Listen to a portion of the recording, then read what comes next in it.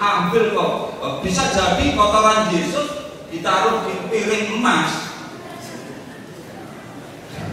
Apalagi di masa dulu, ini kan masa modern, cara berpikir orang juga sudah luar biasa. Tapi ya ini sama ya, antara kerbau Kiai Slamet dengan Yesus Juru Selamat. Bahkan kalau tadi disebutkan itu yang pertama, kemudian yang kedua tentang kata-kata Yesus di dalam Bible ya, bahwa Yesus adalah Dia, yaitu Tuhan ya. Aku adalah Bapa, Bapa adalah aku. Itu kan sama saja yang dikatakan oleh Al-Hallaj. Al-Hallaj juga kan begitu. Nah ini coba, ini Al-Hallaj ya, dihukum gantung karena mengatakan ana al-haq, saya adalah sang kebenaran, yaitu saya adalah Tuhan. Ma fi jubati illallah, di jubahku ini tidak ada yang lain kecuali hanya Allah. Begitu pula Jalaluddin Rumi. Sama. Apakah kemudian Al-Hallaj begitu juga Jalaluddin Rumi atau Seksi Dijna itu mengaku bahwa dirinya Tuhan, padahal dia mengatakan aku adalah Allah.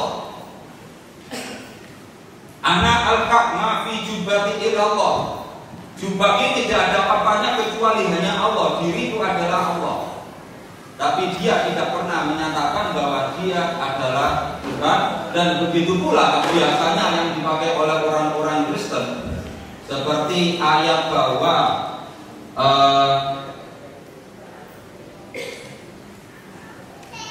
Al-Masih itu merupakan firman Allah. Itu ada bukti otentik bahwa mustahil Yesus itu firman Allah. Sebab apa? Ini diberikan.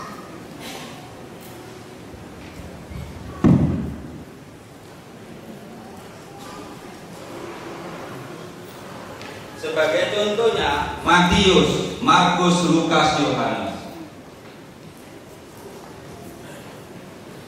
Ya, ini Matius sangat tipis, Markus tambah tipis, Lukas juga tipis, Yohanes tipis, dan mereka tidak ada catatan bahwa tidak ada catatan tentang sabda-sabda Yesus ketika masa remaja. Kalau memang sejak awal orang-orang sudah tahu bahwa Yesus adalah firman Tuhan dan Yesus itu adalah Tuhan, mesti kemanapun Yesus itu kemanapun Yesus ngomong mesti dicatat, mesti. Karena apa? Ini firman Tuhan yang hidup kok. Jangankan Yesus yang katanya dianggap sebagai Tuhan, Nabi Muhammad Shallallahu Alaihi Wasallam. Ini katanya Pak Mahfuz dulu apa Pak? Nabi Muhammad minta keselamatan kan gitu. Padahal pengertiannya bukan gitu ya. Nah, Nabi Muhammad setiap kali berbicara, setiap kali berperilaku itu dicatat oleh para sahabat, dihafal, kemudian menjadi kitab hadis itu dan tebal-tebal. Nah ini sabdanya Yesus hanya tipis sekali, hanya segini. Matius, Markus, Lukas, padahal Matius, Markus, Lukas itu disebut dengan kitab sinoptik yang isi dan ceritanya sama. Itu hanya setipis gitu, katanya ini sabda firman Tuhan. Yesus adalah firman Tuhan. Setiap apa yang dikatakan Yesus adalah firman. Nah, kalau seandainya orang-orang Yahudi sejak dulu tahu bahwa Yesus itu firman, kemanapun akan diikuti, setiap katanya dicatat dan dihafal. Dan ini sebagai bukti kebohongan Kristen kalau Yesus itu adalah firman Tuhan. Begitu pula dikatakan bahwa memisalkan Al-Quran firman Tuhan, betul, tapi tidak ada orang Islam mengatakan bahwa Al-Quran itu adalah Tuhan. Gak ada. Sama sekali nggak ada. Nah, orang Kristen hanya saja mengatakan bahwa Yesus itu adalah firman Tuhan. Terus dianalogikan sesuai dengan Yohanes pasal 1 ayat 1 bahwa firman adalah Tuhan. Yang jelas salah. Firman itu ya firman, Al-Quran itu Al-Quran, bukan Allah. Al-Quran firman Allah, Taurat firman Allah, dan Taurat bukan Allah. Nah, kalau ada orang Yahudi yang mengatakan bahwa Taurat itu firman Allah, ya ditertawakan oleh orang Yahudi sendiri. Dan Al-Quran itu bukan buku, bukan catatan, bukan naskah. Al-Quran diterima oleh Nabi Muhammad bukan dalam bentuk catatan, diterima oleh para sahabat bukan dalam bentuk catatan, langsung tradisi lisan dan langsung dihafal. Bahkan umat Islam yang ada di sekitar sini, yang ada di sini, banyak yang sholat malam di tengah kegelapan malam membaca ayat Al-Quran 2 jam bisa tanpa melihat tulisannya. Karena Al-Quran bukan tergantung pada tulisan, ini adalah dihafal, keluar dari mulut, bukan dalam bentuk teks. Nah, kalau yang disebut oleh orang Kristen Injil ini pun bukan dalam teks. Pada abad pertama itu merupakan yang sekarang dipakai penerjemahan ini, itu merupakan salinan dari salinan naskah abad pertama. Orang Kristen nggak punya dokumen naskah yang ditulis pada abad pertama, itu nggak punya. Coba itu cari dokumennya. Nah, kemudian jadi karena memakai juga disebut Al-Masih, di Al-Quran pun disebut Al-Masih. Memang betul. Di sini Al-Quran menyebutnya Al-Masih. Pengertian Al-Masih itu bukan Tuhan. Al-Masih menurut Yahudi, karena Nabi Isa ini adalah orang Yahudi. Mayoritas orang Yahudi menolak Yesus sebagai Tuhan. Ketika muncul film yang disutradarai oleh Mel Gibson, seorang penulis Yahudi menulis buku yang berjudul Why the Jews Rejected Jesus. Kenapa orang-orang Yahudi menolak Yesus? Mayoritas orang Yahudi yang tahu kehidupan Yesus menolak Yesus sebagai Tuhan, bahkan mengatakan Yesus adalah bastard, Yesus adalah anak jadah, anak haram. Bahkan dikatakan Mesias yang palsu.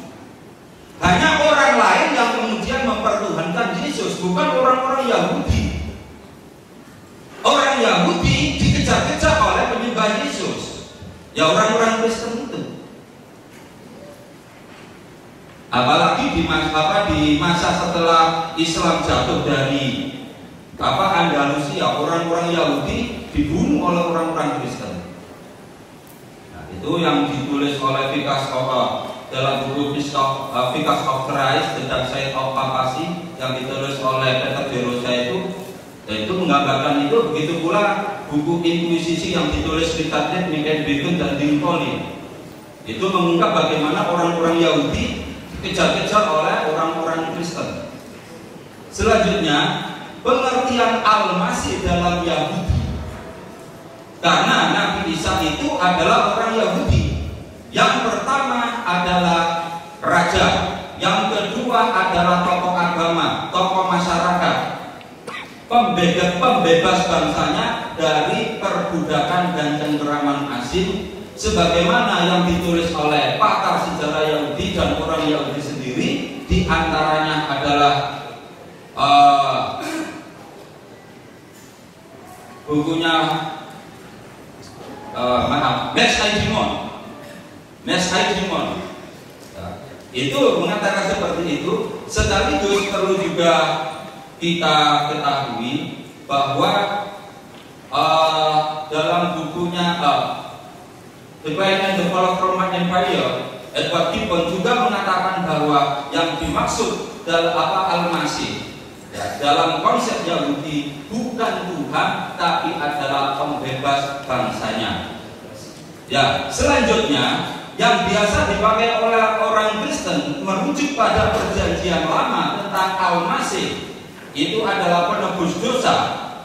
Ada kemudian dinyatakan sebagai Yesus, itu kan dari Yesaya, diantaranya Yesaya pasal 53 ayat 1 sampai seterusnya. Tetapi pada ayat tersebut disebutkan ia akan melihat keturunannya, umurnya akan lanjut dan kehendak Tuhan akan terlaksana olehnya. Keturunannya ini memang orang-orang Kristen menafsirkannya sebagai umat pengikut Nabi atau Yesus, tetapi orang Yahudi menyatakan keturunannya ini ya keturunan. Berarti ayat tentang nubuat tentang Sang Mesias itu bukan Nabi Isa. Untuk Yesaya pasal 53 ini, itu adalah orang lain, bisa jadi itu Yesaya sendiri yang mati demi bangsanya, yang dihukum oleh penguasa. Itulah apa yang bisa kami sampaikan, bahwa secara data dan secara teks, bukti nyata Yesus bukan Tuhan. Terima kasih. Wassalamualaikum warahmatullahi wabarakatuh.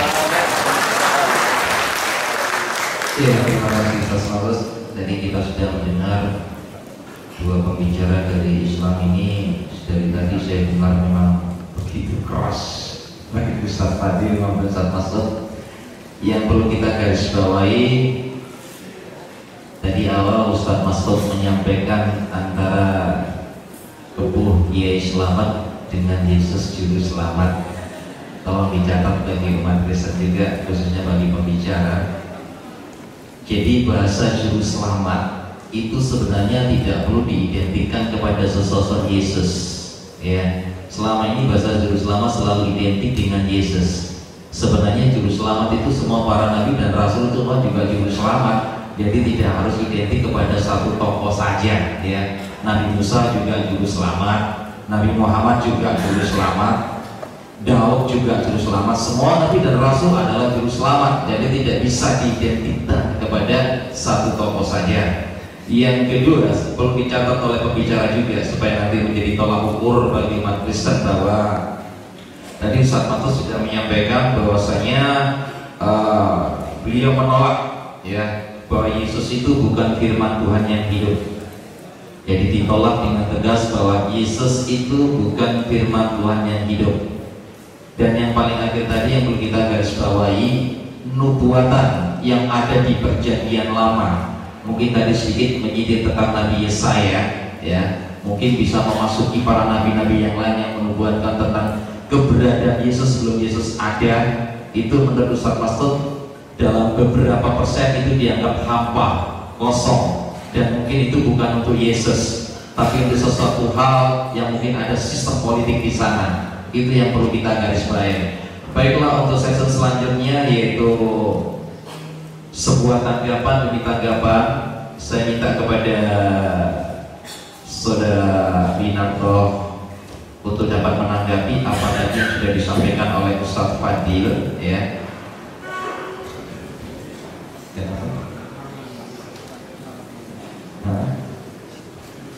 Bisa ada yang mau menampilkan?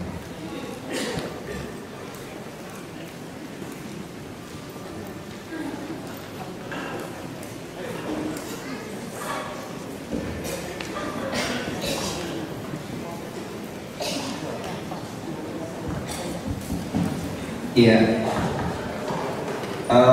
Mas Minato, yang perlu saudara tanggapi dari Ustadz Fadil tadi adalah satu, ya, bahwa pola berpikir orang Islam itu yaitu bentuk ketauhidan.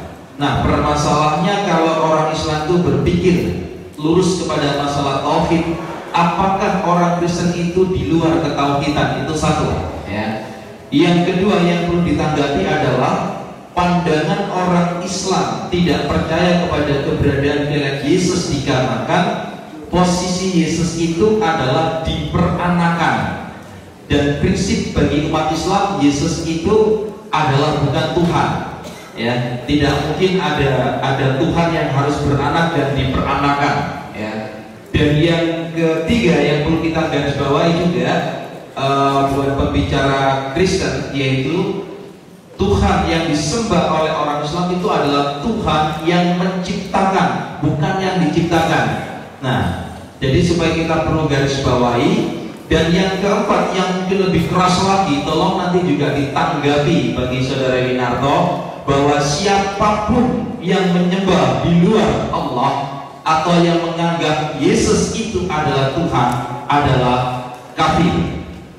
Ini memang keras, tapi harus juga diluruskan. Dan saya minta juga pihak Kristen, ya, selama ini kalau dalam pembicaraan saya minta tolong supaya juga dapat menyampaikan ayat-ayat yang menjadi dalil, ya, supaya tidak hanya sekedar wacana, tapi betul-betul ada dalil, ada ayat, ada kekuatan, supaya publik Islam juga tahu dan ikut mencatat di mana letak dasar dalilnya. Sebab kalau nggak ada dalilnya, mereka juga ikut meragukan, ya. Jadi mungkin 4 itu Mas Winarto yang perlu ditanggapi, monggo. Oke, terima kasih. Saya menanggapi Ustaz Fadil tentang ungkapan Yesus anak Allah itu kan sudah dijelaskan tadi oleh saudara Gracia, sebenarnya itu tidak bermakna secara fisik. Karena di dalam teologi Yahudi sudah dikenal ungkapan anak Allah dalam konteks monoteisme Yahudi. Tidak ada pandangan bahwa Allah itu punya anak secara fisik. Itu kan pandangan primitif yang dihadapi dakwah yang dihadapi oleh Nabi Muhammad di Jazirah Arab, yang meyakini bahwa Allah itu punya anak secara fisik. Sedangkan di dalam Judaisme, di dalam perjanjian lama tidak pernah ada keyakinan bahwa Allah itu punya anak secara fisik. Dan kalau saya mengutip buku ini, Ilmu Kalam, yang disusun Profesor Kiai Haji Taib Thohir, dia menulis seperti itu: yang dikehendaki dengan kata-kata Al-Masih sebagai anak Allah dan Allah sebagai Bapak Al-Masih adalah makna majasi. Beliau paham bahwa itu bukan makna secara fisik, makna majasi. Kemudian dia berkata, adapun arti kalimat Allah bukanlah yang dimaksudkan itu lafaz ataupun susunan kata, tetapi makna lain yang terkandung dalam jiwa, yaitu logos. Oleh karena itu makna kalimat Allah ialah akal Allah, yang artinya masih itu ialah akal Allah. Terakhir, dia berkata seperti ini dalam bukunya: berdasarkan keterangan di atas, maka Allah, kalimatullah dan Rohul Kudus, lafaz atau ibarat itu yang terdapat dalam Injil, tidaklah berarti menunjukkan kepada zat yang tiga. Dia memahami ilmu kalam Kristen, meskipun mungkin dia tidak meyakini, tetapi dia memahami bagaimana pandangan Kristen, dan itu sesuai dengan logika. Tidaklah berarti menunjukkan kepada zat yang tiga pada hakikatnya. Bahkan Allah itu zat yang satu dan asal daripada semua alam. Dan kalimatnya berarti ilmu Allah Ta'ala, Roh Kudus berarti kekuatan yang mengatur alam. Nah, adapun ilmu dan hayat, maksudnya kalimat Allah dan Roh Kudus, keduanya adalah sifat wujud belaka. Dengan begini tidak membawa kepada berbilangnya Tuhan dalam hakikatnya. Jadi Allah, firman dan rohnya dalam iman Kristen itu menunjuk pada sifat Allah dan tidak menunjuk pada tiga wujud Tuhan. Tidak, yang di dalam iman Kristen firman Allah itu nuzul menjadi manusia. Dalam Islam firman Allah itu nuzul menjadi kitab Quran. Nah, dalam hakikatnya sebagai kalimat Allah tentu itu kekal, tidak diciptakan, satu di dalam wujud alam. Jadi ungkapan anak Allah jelas tidak bermakna secara fisik. Itu hanya makna majasi yang dipahami juga dengan baik oleh Profesor Kiai Haji Muhammad Taib dalam bukunya Ilmu Kalam. Lalu mengenai tadi sedikit disinggung tentang Paulus. Siapakah Paulus? Kita harus mengkaji. Menarik kalau Anda baca di dalam tafsir Ibnu Katsir. Di sana disinggung dalam tafsirnya ketika dia menafsir tentang surat Yasin tentang utusan. Ibnu Katsir mengatakan bahwa utusan yang diutus kepada di Antioquia adalah Simon, Syamun, Yohanes maksudnya, sedangkan utusan yang ketiga bernama Paulus, adapun negeri itu bernama Antioquia. Jadi dalam pandangan umat Islam awal tidak pernah ada stigma negatif terhadap Rasul Paulus sebagai orang yang badala dinul masih, yang mengubah agama Al-Masih. Tidak. Paulus tetap termasuk satu dalam utusan-utusan Kristus, murid-murid Al-Masih. Nah, barulah ketika teolog-teolog liberal yang berusaha mencari hubungan antara kekristenan dengan dunia agama-agama misteri di dunia Helenis, mencoba memisah-misahkan ini ajaran Paulus, kekristenan Paulus, ini kekristenan Yesus. Lalu pandangan ini dikutip oleh kelompok polemikus Islam untuk menekankan bahwa Paulus memang mengubah ajaran Yesus, bahwa apa yang diajarkan oleh Paulus itu tidak sesuai dengan ajaran Yesus. Ada banyak kesamaan-kesamaan antara ajaran Paulus dan ajaran Yesus. Tentang ketuhanan, Paulus mengajarkan dalam 1 Korintus 8 ayat 4. Saya mau ngorolin dulu. Jadi saudara mengatakan ada sebuah kesamaan, berarti ada sesuatu yang tidak sama ya? Anggapan orang lain, anggapan orang-orang non-Kristen yang berpikir bahwa ajaran Yesus, kalau ada sebuah bahasa ada kesamaan, berarti dalam tanda kutip ada sesuatu yang tidak sama. ungkapan itu kan hanya menekankan bahwa ada tuduhan orang lain bahwa Paulus menyelewengkan ajaran Yesus. Kalau saya menekankan, Anda sendiri tidak. Kalau sekarang orang-orang Islam berpatokan bahwa Paulus berpikir umat Islam bahwa dia mempunyai satu kekuatan, bahwa dia adalah Tuhan yang disebut adalah tauhid satu adanya. sama satu. Terus kalau gitu, pola berpikir orang Kristen dianggap itu pola berpikir Trinitas. Apakah Anda setuju dengan hal itu? Trinitas tidak bertentangan dengan tauhid seperti tadi disaksikan oleh buku ini. Ya, mungkin bagi Anda tidak bertentangan, tapi bagi orang Islam masalah tauhid dan Trinitas dirasakan berbenturan. Karena mereka belum paham. Sangat diterangkan. Saya pikir karena mereka belum paham. Buktinya itu dipahami dengan baik oleh penulis buku ini. Dia seorang muslim dan dia memahami bahwa ilmu hayat Allah itu tidak menuju pada wujud yang tiga, tetapi sifat.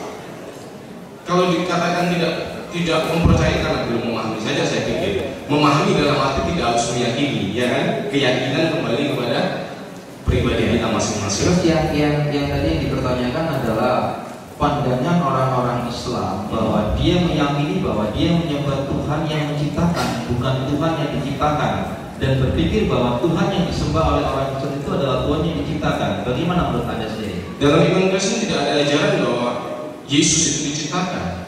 Dia firman yang menjadi manusia, turun menjadi manusia. Sama seperti misalkan dalam pandangan Islam, kira-kira Quran itu diciptakan atau tidak? Saya mengutip pandangan Jahil, seorang teolog. Nanti Ustaz Fadil dapat mencatat bahwa ada sebuah gugatan di sana. Jadi menurut prinsip orang Kristen bahwa Tuhannya orang Kristen itu bukan Tuhan yang diciptakan, begitu ya? Bahwa Tuhannya orang Kristen itu bukan Tuhan yang diciptakan. Bukan diciptakan. Dia kekal karena hakikatnya sebagai kalimatullah itu satu zat dengan Allah. Oke, terus bagaimana pandangan Anda kalau sekarang saudara kita di Islam menganggap bahwa orang yang menyembah Yesus, yang telah mempertuhankan Yesus, berarti adalah orang kafir, dan bahasa kafir ini suatu bahasa yang begitu keras. Nah, bagaimana menurut pandangan Anda sebagai orang Kristen sendiri? Iya, bagi saya itu sah-sah saja ditinjau dari perbedaan antara Kristen dan Islam. Ya. Cuman kita harus atau inilah gunanya dialog teologis agar kita bisa mengetahui ini pandangan Kristen, ini pandangan Islam. Setidaknya Anda bisa menerangkan ke publik Kristen khususnya supaya publik Kristen merasa bangga dengan Anda karena Anda dikasih kepercayaan hidup di sini, mewakili berbagai banyak umat Kristen di sini juga. Jadi tolong tunjukkan bahwa orang Kristen itu bukan kafir begitu. Ya, bukan kafir karena berdasarkan, kembali lagi saya katakan, ajaran Kristen harus ditinjau dari penggenapan perjanjian lama tentang Mesias. Misalnya tadi saya tidak setuju Pak Maksud mengatakan tidak ada pandangan dalam Yudaisme bahwa Mesias itu Tuhan. Ini saya bawa buku Daniel Boyarin, The Jewish Gospel. Dia seorang profesor yang ahli Talmud. Dia menulis dalam bukunya bahwa pandangan di dalam Yudaisme sebelum zaman Kristen bahwa Mesias itu ilahi, Mesias itu akan datang sebagai juru selamat, itu bukan sama sekali asing. Itu berdasarkan nubuatan dalam perjanjian lama. Misalnya Yesus pernah bertanya kepada orang Yahudi, kalau Mesias itu anak Daud, kenapa Daud menyebut dia tuannya? dalam Mazmur 110 ayat 1. Berarti Yesus memahami bahwa Mazmur 110 ayat 1 itu berbicara tentang Sang Mesias yang akan bergelar Lord, Adonai, Tuhan. Oke, sudah. Terima kasih ya. Itu tadi tanggapan dari saudara kita Menato. Mungkin langsung ditanggapi oleh Ustaz Fadil, monggo Ustaz. Jadi tadi penanggapannya mungkin Ustaz sudah mencatat, monggo ditanggapi bahwasanya orang Kristen tidak pernah mempertuhankan Tuhan yang diperanakan. Orang Kristen juga tidak pernah berpedoman kepada Tuhan yang diciptakan. Jadi apa yang tadi yang disampaikan oleh Ustaz Fadil disanjung keras oleh saudara kita Menato. Monggo Ustaz, bagaimana pendapat Ustaz? Terima kasih. Begini, Bapak Ibu Hadirin dan khususnya saudara Menato, kalau Yesus itu tidak diciptakan, berarti Yesus itu atau ada dengan tanpa pencipta. Renungkan baik-baik. Kalau Yesus itu tidak diciptakan, berarti Yesus itu ada tanpa adanya pencipta. Siapa pencipta itu? Tidak ada lain. La ilaha illallah. Akal yang mau berpikir, mau menggunakan sungguh akan sampai kesimpulan bahwa selain Allah itu adalah makhluk yang diciptakan. Orang pintar mesti minum.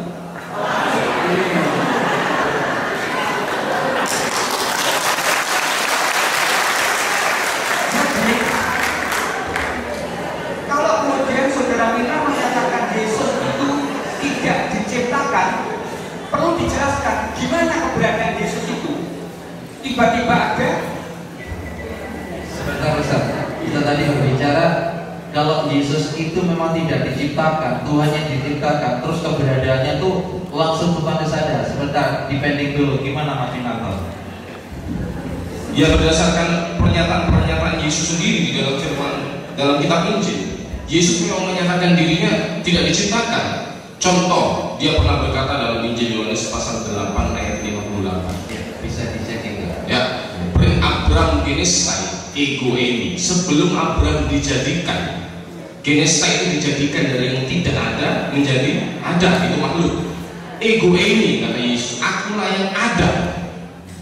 Itu di dalam perjanjian lama menunjuk kepada Yahweh sendiri. Tentu yang dimaksud Yesus bukan wujud fisiknya yang pada saat itu kisah ya, 30 tahun. Jadi itu yang disampaikan, mungkin saya tambah sedikit Ustaz Fadil. Jadi mungkin nanti yang akan dirujuk lagi oleh orang Kristen. Kenapa dia meyakini keberadaan Yesus? Yesus dia pernah berbicara juga, sebelum Abraham atau Ibrahim itu ada, aku sudah ada. Nah, mungkin bisa diterangkan, monggo Ustaz. Baik. Bohong. Iya, menurut Ustaz Fadil bohong. Ya, Yesus tidak pernah berkata seperti itu. kalau gitu yang ditulis itu bohong loh Ustaz. Ya. Ustaz punya keyakinan bohongannya itu dari mana Ustaz? Kok bisa disebut bohong? Sesuatu yang bertentangan dengan Al-Quran, kalau kita mau kitab suci, berarti itu sudah kebohongan. Al-Quran ini diturunkan oleh Allah membenarkan kitab-kitab yang lalu, sekaligus koreksi terhadap kitab-kitab itu. Menurut Ustaz yang bohong Yesus atau yang menulisnya? Yang menulis.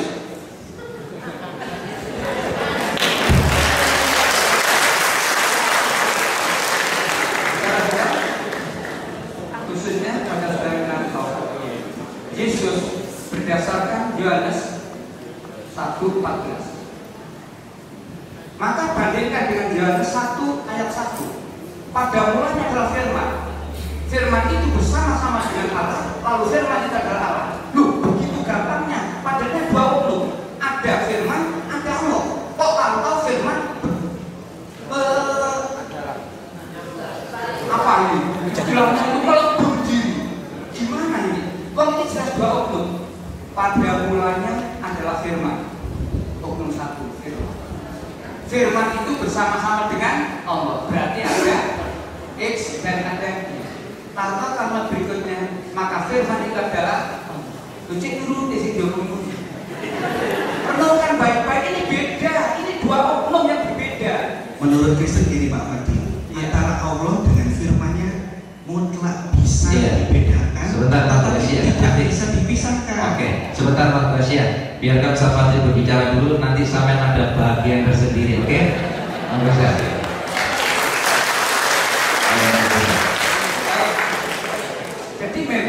Kalau toh kita beda pandangan, nggak apa-apa. Mas Renanto, Mas Gracia, tidak apa-apa. Tapi paling tidak, inilah Islam. Inilah Tapi Pak Fadil tadi mungkin dalilnya Mu'tazilah. Selain Allah adalah ciptaan, Mu'tazilah mengatakan orang-orang tidak bisa memahami antara Allah dengan yang diturunkan Allah. Allah kekal, yang diturunkan Allah itu makhluk. Ya, sebentar. Itu mirip dengan Sebentar, Mu'tazilah. Indonesia, sebentar.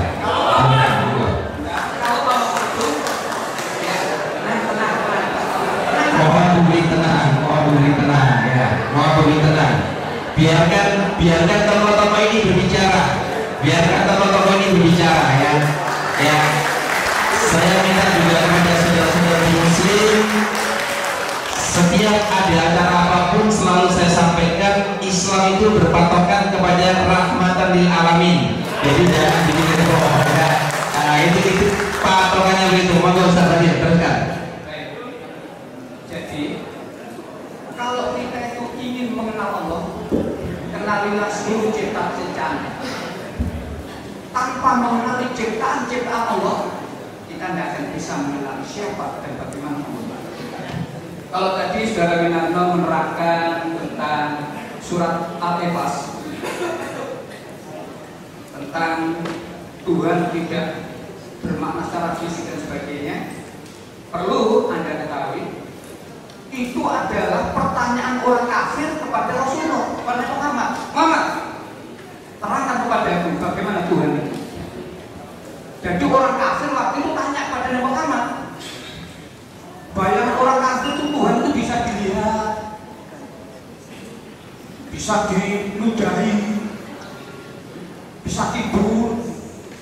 Sebagaimana ayat-ayat Alkitab yang mengatakan Yesus itu begini-begini.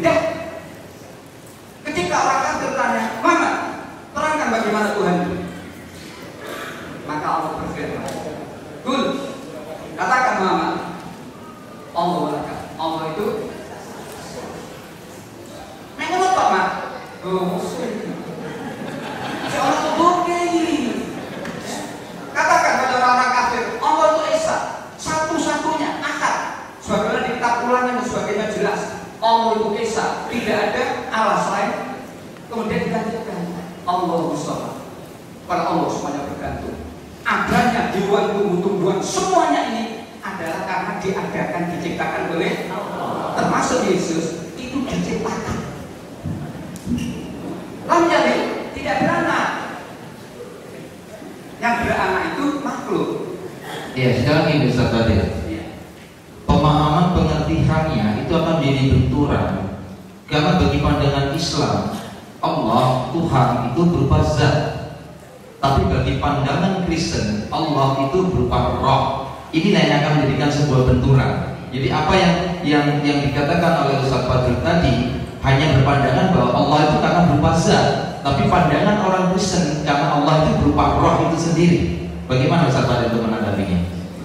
Jadi kalau Allah tidak dengan cara roh, maka saya khawatir roh ini ada roh yang jahat dan ada roh yang suci. Roh yang diberikan oleh Allah kepada kita manusia itu adalah roh kesucian, bukan roh kejahatan. Bukan berarti lalu kita yang diberi roh oleh Allah itu kita ada unsur Tuhan. Tidak, kita semuanya diberi roh oleh Allah. Tanpa roh mayit kita. Jadi Ustaz Fadil punya keyakinan bahwa Allah itu berupa zat, bukan roh, berupa zat. Ya Ustaz, saya di sini Ustaz. Masih ada ya? Paulus ya. Hadirin dan Winarno, Paulus.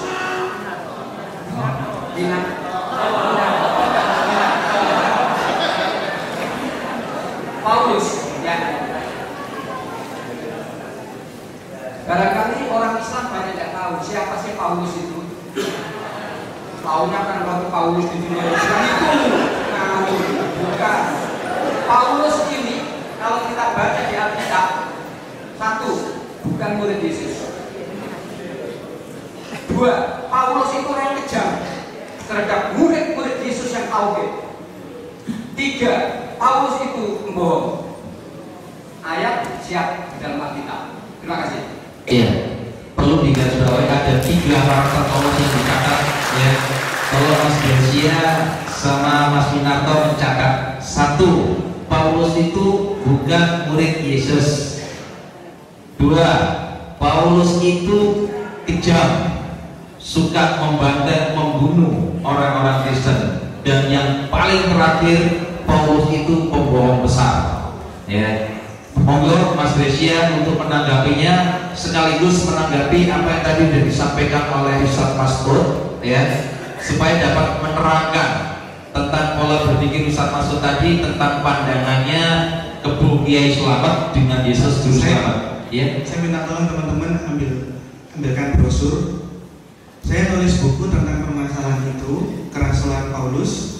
Apakah dia itu pembohong seperti yang dibilang sama Pak Fadil atau itu brosur itu dibagikan sama seluruhnya? Ya, seluruhnya. Ini bukunya nanti dijual terakhir. Brosurnya dulu dibagikan. Monggo dibagikan brosurnya dulu. Pertama saya tantang Pak Fadil, ayatnya yang mengatakan Paulus bohong di mana Pak di Alkitab? Iya, semoga brosur itu dapat menanggapi, menangis serangan Itu dari dugaan Fadil. atau data? Ya, langsung ya. Dua Pak, ngomong harus punya bukti. Saya ngomong Paulus adalah pembohong, harus punya bukti. Apa buktinya? Alkitab. Satu aja Ustaz, gimana letak kebohongannya Ustaz? Satu aja yang bisa menjadi poin Ustaz. Di kisah Rasul-Rasul, Ya. ketika Paulus menuju Damsyik, Ya. Paulus khotbah mendekati pintu Damsyik, Paulus khotbah. Setelahnya Paulus siuman, Paulus berkata, adapun orang-orang yang bersama dengan aku melihat cahaya tapi tidak mendengar suara. Di ayat yang lain, adapun orang-orang yang bersamaku mendengar suara tidak melihat cahaya. Di sini benar. Ini dua-duanya salah gitu Ustaz. Iya, berarti pertentangan. Berarti dalam kita ada beres. Jadi tolong dicatat, patokannya Ustaz Fadil dianggap Paulus berbohong karena unsur waktu melihat penglihatan. Satu sisi mengatakan A, satu sisi mengatakan B. Ya. Brosurnya sudah dibagikan ya. Itu khusus menceritakan tentang Paulus. Tentang Paulus sama sejarah Injil Yohanes. Oh, sama Injil Karena di Yohanes. dalam brosur itu saya buktikan pertentangan Paulus sama Petrus itu karena Petrus melakukan kemunafikan. Bagi saudara kita di Islam, tolong sebentar, tolong itu dibaca dalam tempo 5 menit yang cepat. Nanti memang kalau anti nggak seret langsung ditanyakan sama saudara Gresia, ya. Ah, gitu. Ya, monggo saudara. Mengenai Paulus, saya buktikan jikalau ada kebohongan. Pertama, kita lihat kronologis, ini asumsi dan bukan sejarah. Paulus meninggal tahun 67. Sama-sama di tahun itu Petrus mati, Paulus dipanggal, Petrus disalib terbalik oleh sama kaisarnya, Kaisar Nero. Setelah Paulus meninggal, masih ada rasul yang hidup, yang paling tua namanya Yohanes, mati di tahun 100. Tahun 90 Yohanes nulis Injil Yohanes. Injil Yohanes bukan Injil yang lebih awal, dia ditempatkan di depan, padahal itu Injil yang paling terakhir. Kedua, pada waktu Petrus melakukan kemunafikannya apa? Sebelum kelompoknya Yakobus datang di Antiokhia, Petrus sama Barnabas sama Paulus kumpul sama orang-orang yang percaya Yesus tapi dari golongan tidak bersunat. Begitu golongan dari Yerusalem datang, Petrus karena dengan adat Yahudinya meninggalkan. Baca baik-baik di Galatia pasal pertama.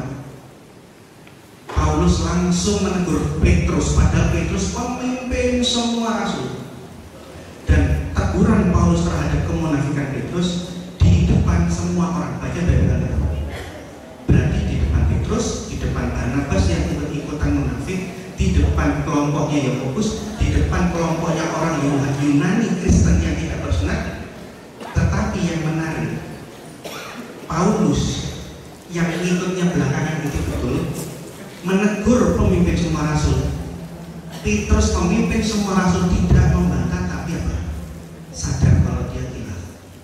Yang menarik di kitab suratnya Paulus, di suratnya Petrus tidak dendam dengan Paulus, malah dia mengatakan saudara-saudaraku. Paulus saudaraku yang terkasih. Kemudian kita ngomong sejarah. Di zaman itu kalau ada pertentangan langsung tanpa ada dihalang-halangi. Di dalam buku yang saya tulis, saya tunjukkan ini murid-muridnya Yakobus, ini murid-muridnya Yohanes abad pertama, abad kedua, ini murid-muridnya Petrus, ini murid-muridnya Paulus. Saya tantang pendeta yang mengatakan kekristenan sekarang kekristenannya Paulus, bahwa Paulus ini aneh-aneh. Kalau bisa temukan satu aja muridnya rasul dari rasul manapun yang mengatakan Petrus yang mengatakan Paulus bukan rasul, tidak ada yang bisa membantah. Jadi kalau Anda kurang paham tentang Paulus, saya mengerti. Tetapi kalau dikatakan Paulus pembohong, tidak ada. Malah pada waktu surat Galatia itu kan ditulis tahun 7 melawan bidan Serintus. Di tahun 100 Yohanes menuliskan Injilnya melawan bidan yang sudah dilawan sama Paulus di tahun 67-an, sebelum tahun 7. Artinya bidan Serintus yang dilawan sama Paulus akhirnya juga dilawan sama Yohanes juga. Sekarang saya mau banyak yang harus saya mau jawab. Contohnya, Kristen tidak punya kitab suci abad pertama. Nyun sewu. Ini adalah gambar penemuan papirus. Papirus adalah penemuan arkeologi terbaru. Sudah dikatalogkan, ada papirus 46. Itu papirus kuno, hurufnya pakai bahasa Yunani abad pertama tanpa AIUEO, tanpa tanda baca. Setelah ini diteliti saudara-saudara, P46 itu perjanjian baru, kumpulan tulisan-tulisan Paulus. Setelah dibaca dicek dengan kitab yang saya bawa sekarang, tidak ada bedanya. Ya memang seperti itu, perjanjian baru yang ditulis Paulus memang semacam itu. Cara menguji ini umurnya berapa, orang Kristen itu tidak asal menjawab dengan pokoknya saya beriman begini, tidak. Dia lihat bentuk tulisannya, hot apa ini. Kedua, bahan yang dipakai apa. Kalau yang ditulis kertas, tidak mungkin dari abad pertama. Ini papirus. Setelah diambil kertasnya, sama museum diizinkan dibawa lab arkeologi untuk dites karbon 14. Jadi penelitian bahan, penelitian gaya bahasa, dan bentuk tulisan. Setelah diuji, ini dari tahun 80 karena tanda-tanda yang dipakai, tanda-tanda bahasa yang hanya ada di abad pertama dan belum muncul di abad kedua. Dan bukunya saya bawa untuk kajian tentang papirus. Judulnya Jesus Papyrus. Dan Muhammad Ali punya buku ini. Jadi yang mengatakan orang Kristen tidak punya dokumen Alkitab di abad pertama itu hanya karena orang baca referensi. Ini bisa dilihat di Google. Yang menghitung ulang namanya Profesor Kim. Yang menarik, ahli papirus dari golongan yang paling liberal dari pihak Kristen. Tidak ada yang membantah kalau ini dari tahun 80. Padahal teologi liberal di Kristen itu gilanya minta ampun. Orang Islam lihat Islam liberal sudah alergi. Liberal di Kristenan itu sudah tidak percaya Tuhan. Teologinya namanya teologi naturalis. Ngomongnya Kristen, tetapi yang supranatural dihilangkan, dia hanya mempercayai naturalis. Teologi liberal di Kristenan itu sudah ateis. Tapi orang-orang yang sangat liberal pun tidak ada yang berani bantah perhitungan ulang oleh Profesor Kim. Sudah sekarang itu. Kedua, ini saya buktikan. Malah saya balik bertanya, Mushaf Utsman di zaman Utsman mana? Karena yang tertua yang saya lihat itu khotnya Kufi, bukan Nabati. Padahal khot Kufi bukan khot yang dikenal oleh di zamannya Muhammad. Kalau jenengan buka Google, coba ketik prasasti kuno Arab di abad ke-6 ke bawah di zaman Muhammad. Prasasti Umul Jima, prasasti Sabat, terus prasasti Muraihan. Bentuk huruf Arab di zaman Muhammad itu tidak seperti khot Kufi, bentuknya kotak-kotak dekat Aramaik. Saya rasa Mas Muhammad Ali memahami khotnya itu. Artinya Mushaf Utsmani yang katanya Mushaf Utsmani dengan khot Kufi itu bukan dari zamannya abad ke-7. Kedua, ditulis di atas apa? Apakah di atas papirus atau di atas lontar atau apa? Itu kan kertas hanya samaknya aja dari kulit rusa. Ini kan jadi pertanyaan. Khotnya modern, ya. Tempat yang dipakai tulis benar. Mungkin waktunya. Yesus firman Allah. Sekali lagi ya, menurut Kristen. Kalau menurut Islam beda, saya bisa paham. Ya. Kristen sama sekali diajarkan Tuhan dapat dibedakan dengan firman-Nya. Oh ini Tuhan, ini zat Allah, ini wujud Allah. Oh ini yang namanya firman-Nya. Orang Kristen sama sekali diajarkan kita bisa membedakan. Tetapi kita tidak pernah diajarkan Tuhan pernah tidak punya firman, maka Tuhan jadi bisu. Atau Tuhan memang bisa dibedakan dengan hayatnya, dengan Roh Kudusnya, dengan Rohnya, bisa dibedakan. Ini wujudnya Allah, ini hayatnya Allah.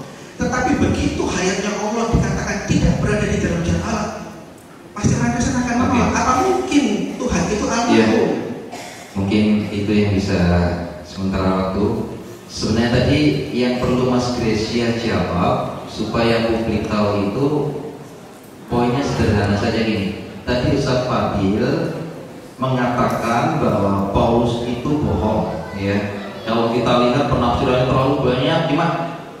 Poinnya hanya satu aja. Ustaz Fadil memberikan sebuah gambaran ketika Paulus rebah kena sebuah sinar pada salah satu surat dengan surat yang lain, itu terjadi perbedaan. Nah ini tolong diberikan jawaban agar publik tahu kenapa terjadi perbedaan. Kita harus melihat ke bahasa aslinya. Ya, kalau bahasa aslinya sama. Kalau kita ngomong terjemahan dan kita mau mempelajari, saya bawa Yunani Indonesia saudara. Jadi bahasa Yunaninya apa, sebenarnya bahasa Indonesia. Saya harus akui di dalam terjemahan bahasa Melayu seringkali penerjemahan kata itu bisa keliru dan bisa menimbulkan penafsiran yang berbeda. Contoh kata firman Allah di bahasa Melayu itu cuma satu, tapi kalau lihat bahasa aslinya ada 5 dan pengertiannya bisa dibedakan. Contoh. Jadi itu karena terjemahannya saja. Iya betul. Logos itu firman, bentuk tunggal. Bentuk jamaknya logoi 2. Ada kata lain selain logos, rema, bentuk tunggal. Bentuk jamaknya remata, bentuk sudah 4 kata. Ada lagi di bahasanya Timotius, grape pneumatikon tuteu, tulisan-tulisan grape yang diilhamkan oleh Allah itu pun juga diartikan firman. Tapi semua kata-kata asli itu yang berbeda-beda. Kalau kita bahasa Indonesia apa? Firman Allah.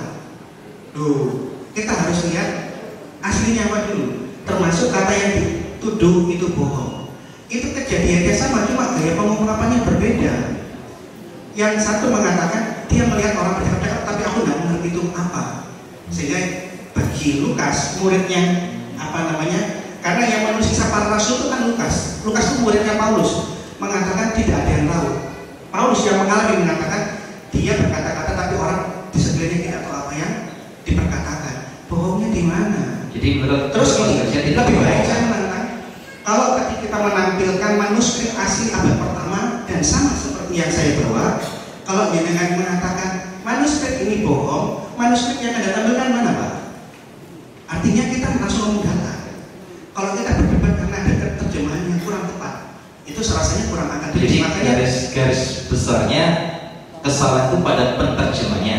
benar. Gitu ya. Oke, mungkin itu aja dulu. Monggo Ustaz Masud, mungkin Ustaz Masud dulu yang bisa menjawab. Supaya beres. Oh monggo, silakan.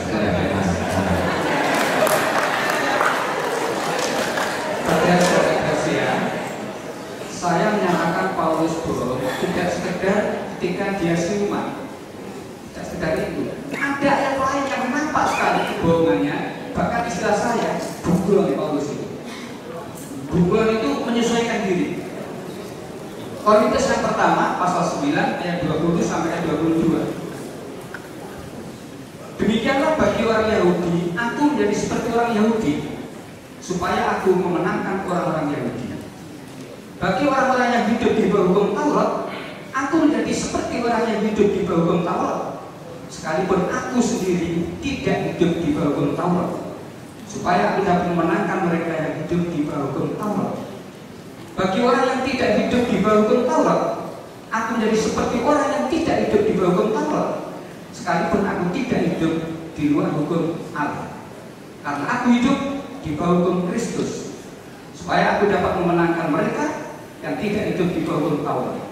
Bagi orang yang lemah, aku menjadi seperti orang yang lemah, supaya aku dapat menyelamatkan mereka yang lemah. Bagi semua orang, aku telah menjadi segala-galanya, supaya aku sedapat mungkin memenangkan beberapa orang dari antara Korintus yang pertama pasal 6 ayat 12. Saya mungkin ngeri kan? Kenapa ngeri? Di sini terangkan segala sesuatu halal bagiku. Saya mikir segala sesuatu halal berarti kebohongan pun halal. Korintus yang pertama pasal 6 12. Terserah tafsir Anda, tafsir saya begitu. Ini Alkitab. Saudara, tambahan. Rupanya ini menarik Paulus ini. Perlu saudara-saudara ketahui, Alkitab ini yang perjanjian. Maaf Ustaz Fadil, Alkitab yang jenengan pakai Alkitab terjemahan lama? Dua-duanya. Saya punya 12 Alkitab dan tidak saya bawa. Itu tak tahu Ustaz. 7. Berarti masih pakai metode terjemahan lama ya? Saya mencatat perjalanan Alkitab dari tahun ke tahun. Ngenes Pak. Ngenes ya? Berarti itu di dalam Alkitab tahun 62 imamat haram, ulangan haram. Dalam tahun yang lain imamat haram, babi. Di ulangan babi hutan. Di kitab yang cetakan lagi babi hutan haram, babi hutan haram. Sini di sini bener. Bisa saya jawab? Ya enggak, saya tambah dulu. Walaupun tadi Saudara Gracia menyatakan, ayo lihat yang asli. Sekalipun Anda menunjukkan Alkitab bahasa Ibrani, perlu tahu Alkitab yang asli itu sudah nggak ada, saudara. Nggak ada.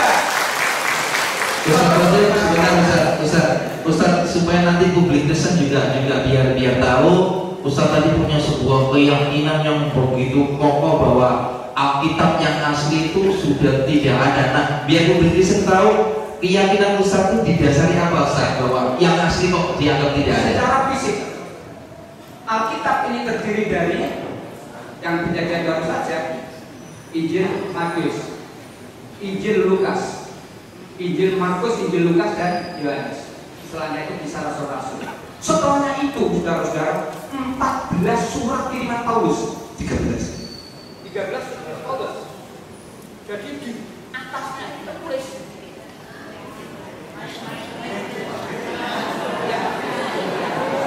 Jadi di atas ini ditulis surat kiriman Paulus kepada jemaat di Roma, surat kiriman Paulus kepada. Jadi isi Alkitab itu lebih banyak ajarannya Paulus daripada firman Allah. Terima kasih. Iya, ya sebentar ya. Ini kita berikan dulu sama Ustaz masuk supaya tidak ada pendengar aja. Monggo Ustaz, cuma tolong digaris bawahi ya. Tolong digaris bawahi dulu bahwa yang dianggap bunglon tadi adalah ketika Paulus mengatakan ketika aku berada di tengah-tengah orang Yahudi, aku akan belajar seperti orang Yahudi dan seterusnya. Kalau ya, tidak saya tanggapi akan muncul pertanyaan baru nanti yang tadi itu tidak terjawab. Jadi karena dia sudah mengeluarkan 3 pertanyaan maka saya harus menjawab. Selama menjawabnya mana? Jadi 3 bulan. Pertama katanya apa namanya? Kalau aku kumpul dengan orang yang Yunani, seperti orang Yunani, kalau aku ketemu orang Roma. Kalau dibaca seluruh pasalnya jangan kayak gitu. Anda akan menemukan cara gampangannya. Kue lek pertamu, ikut duwe mengganggu. Di mana bunyi dipijat, di situ langit dijunjung. Artinya bisa menempatkan diri. Kalau konteks dibaca seluruh pasal. Kedua, segala sesuatu halal bagi tolong dibaca satu pasal, jangan sepotong. Itu masalah makanan. Orang Yahudi mengatakan ini haram, ini halal, sehingga menjadi pertentangan untuk mempercayai tentang ajaran Tuhan Yesus. Orang tuh ribut masalah mana haram halal. Tolong baca konteksnya. Paulus dalam konteks itu mengatakan segala sesuatu halal bagiku dalam konteks makanan. Kalau kamu tidak mau makan babi, ya wes urusanmu, silahkan. Tapi kalau ada orang yang mau makan babi, orang yang makan babi itu bisa diselamatkan. Ya, oke. Kedua, terus tentang masalah Kristen tidak punya kitab asli, itu betul. Tapi kita punya salinan asli dari abad pertama yang jaraknya 20 tahun. Kalau Anda searching di Google, penemuan papirus yang semakin hari semakin dapat, yang semakin hari semakin banyak. Sudah terkumpul lebih dari 2000 dari abad pertama ataupun dari abad kedua awal. Pertanyaan yang sama, Quran yang asli pada waktu Muhammad dapat wahyu yang ditulis Sa'id bin Sabit, yang ditulis oleh sahabat-sahabat di lontar, di tulang, mana? Kok tukang ini ya, kan? Kedua, dokumen ya, kita ngomong dokumen bukan keyakinan yang terdapat di museumnya Islam paleografi itu jaraknya sekitar 200-300. Alasannya apa? Khotnya kufi, bukan khot nabati. Dua, bahannya kertas, bukan papirus, bukan lontar, bukan perkamen atau kulit-kulit binatang. Oke, ya sudah. Artinya gini, sama-sama tidak punya yang asli, tapi yang salinan asli banyak. Kedua, yang membedakan, orang Islam terlalu berani membakar kitab sucinya sendiri yang berdoa Kristen itu saya deg-degan. Salahnya apa sampai barang bukti dihilangkan? Kalau orang Kristen mau kitab suci kuno disimpan, dimuseumkan, ditampilkan di internet, boleh diakses, boleh dipelajari. Kalau ada perbandingan, ada salah baca segala macam. Mengenai 12 Alkitab, Pak, di rumah saya ada 60 Alkitab. Tapi kalau Anda yang Anda kumpulkan terjemahan dari tahun 60, saya punya terjemahan untuk 1800. Saya punya Alkitab terjemahnya Abdul Qadir Musi bahasa Jawi. Tulisannya Arab bahasa Melayu kuno. Yang nyalin orang Islam. Abdul Qadir Musi itu penyair Malaysia. Kalau Anda ngomong kesalahan-kesalahan perterjemahan, bahwa gaya bahasa orang Melayu abad 17 beda dengan 18, beda abad 19, beda dengan abad 20. Gaya bahasa orang Melayu di tahun 1940 beda dengan tahun 2001. Itu lumrah. Tapi semua akan merujuk ke yang tahun ditampilkan itu, ke bahasa asli. Karena begitu zaman berbeda, ada cara pengungkapan, mungkin maknanya sama tapi kata-kata yang dikeluarkan beda. Perbedaan terjemahan dan gaya bahasa harus dicocokkan dengan kondisi saat itu. Tetapi sumbernya harus ke teks asli. Sekali lagi saya tanya ke Pak Fadil, tunjukkan mushaf Quran yang umurnya 20 tahun dari zaman Utsman. Iya, oke. Mana? Iya, oke. Terima kasih. Nanti tolong dijawab pertanyaan selanjutnya. Jadi garis besarnya Ustaz Fadil, mungkin umat Islam bisa diketahui bahwa apa yang dikatakan oleh Ustaz Fadil tadi bahwasanya Paulus itu bohong, Paulus itu pelin-pelan, Paulus itu bunglon, sudah dijawab oleh Gracia bahwa bukan pelin-pelan atau bukan bunglon, tapi Paulus itu punya unggah-ungguh, teposiro, tato kromo, begitu maksudnya ya. Nah, mungkin kita sudah memasuki jam 12:04, memasuki umat Islam untuk masuk pada sholat zuhur. Kita pending dulu sampai nanti 12:30 kita akan kembali ke ruangan ini. Kami akhiri dulu di sini. Wabillahi taufiq wal hidayah. Wassalamualaikum warahmatullahi wabarakatuh.